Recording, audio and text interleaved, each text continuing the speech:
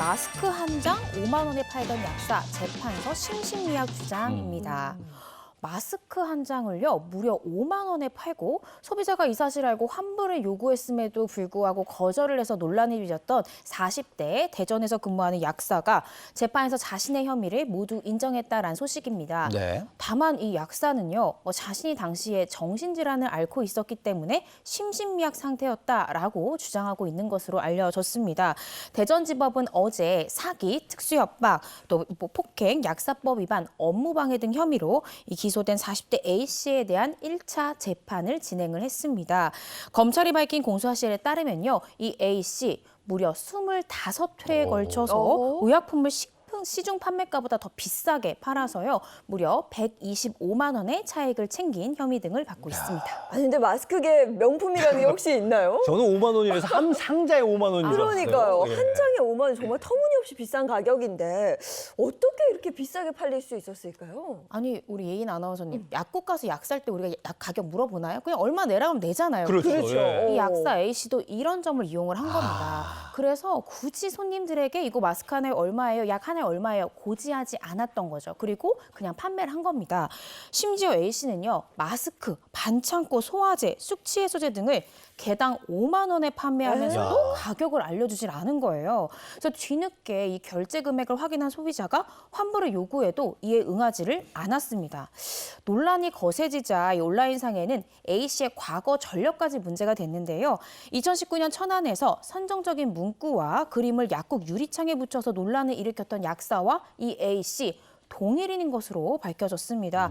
당시 A씨는 음란물 전시 혐의로 경찰에 입건이 되어서 법원으로부터 500만 원의 벌금을 선고받기도 했습니다. 네, 이게 마스크뿐만 아니라 다른 것도 5만 원에 팔니까 정찰가로 팔았네요. 정찰가로. 근데 이 A씨가 의약품 가격을 비싸게 판매한 것뿐만이 아니라 환불 요청 고객을 폭행한 등 다른 문제도 저질렀다고요? 네, 그렇습니다. 제가 서두에서 사기뿐만 아니라 뭐 특수 협박이다, 폭행이다 여러 가지 죄명으로 지금 현재 재판을 받고 있다고 말씀드렸잖아요.